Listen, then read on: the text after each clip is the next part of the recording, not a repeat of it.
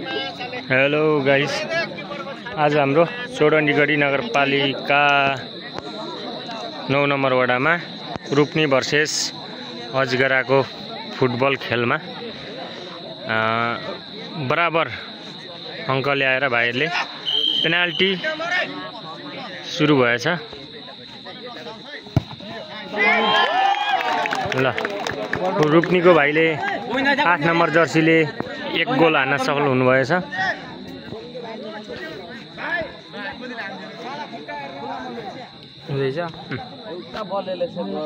र अजगराको प्लेयर आइसक्नु भएको छ अहिले।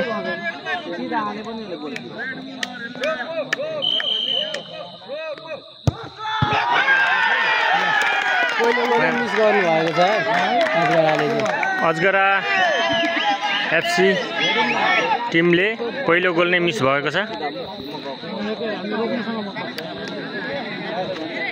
अहिलेको अवस्थामा अजगरा 0 र रूपनी 1 र रूपनीको 7 नम्बर जर्सी नम्बर 7 को भाइ आइसक्नु भएको छ।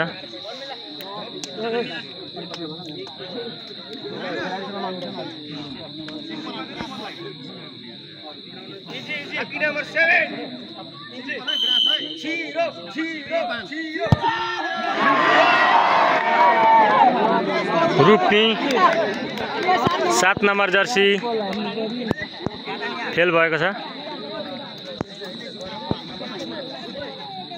गोल गर्न असफल।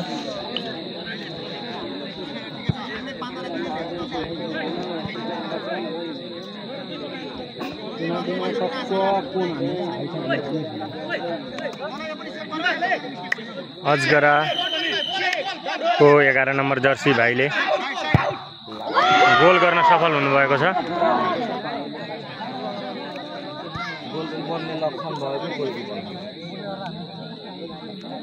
एघार नम्बर जर्सी नम्बर भाइ गोल गर्न सफल हुनुभएको छ। अजगरा 1-1 बराबर भएको छ भने फेरि दोस्रो प्लेयर आउनु भएको छ रूपनीबाट 11 नम्बर जर्सी।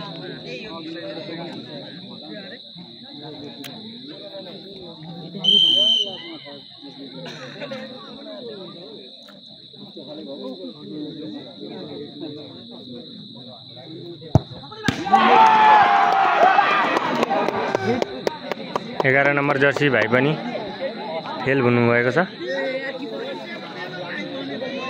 गोल गर्न। र तेस्रो आइसक्नु भएको छ अजगरा एफसी को भाइ जर्सी नम्बर 10। अहिलेसम्म बराबर छ। गोल गर्न सफल हुनुभयो अजगरा। अजगरा 2 रूपनी 1 गोल मात्रै गर्न सफल भएको छ।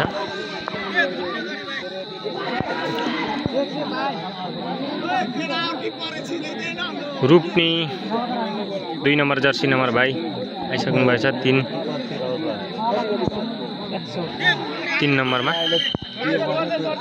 5 जना मात्रै हुन्छ। ल बराबर हुन सफल भएछ 2 नम्बर जर्सी भाइ रूपनी।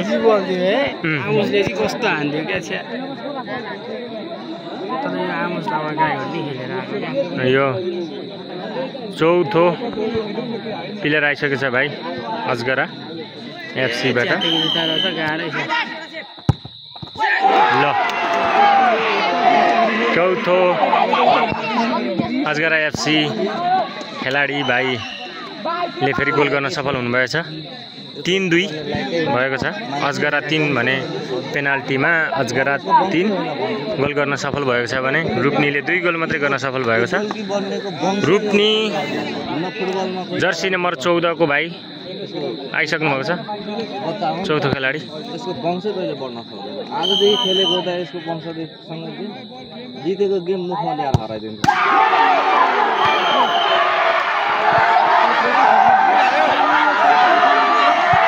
अजगरा सेमिफाइनलमा पुग्न सफल भएको छ र रूपनी आजको खेल मैदानबाट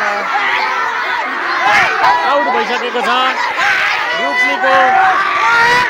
रूपनीको भाइहरू खेलाडीहरू हार स्वीकार गरिसक्नु भएको छ र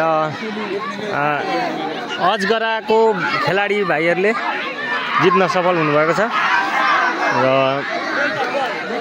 हाम्रो नेपालीहरूको महान चाड दसैँ पर्वलाई मध्यनजर गर्दै हाम्रो भाइहरू लगायत यस 9 नम्बर वडाको बुद्धिजीवी सबै खेलाडी प्रेमीहरू बसेर आयोजना गरेको हाम्रो यो फुटबल प्रतियोगितामा हाम्रो भाइहरू प्रशान्त, त्यसै गरेर परबिन, त्यसै गरेर भाइ आदर्श लगायत सबै खेलाडी खेलप्रेमी भाइहरूको आयोजनामा भएको खेलमा आज रूपनी भर्सेस अजगरा एफसीले पेनाल्टीमा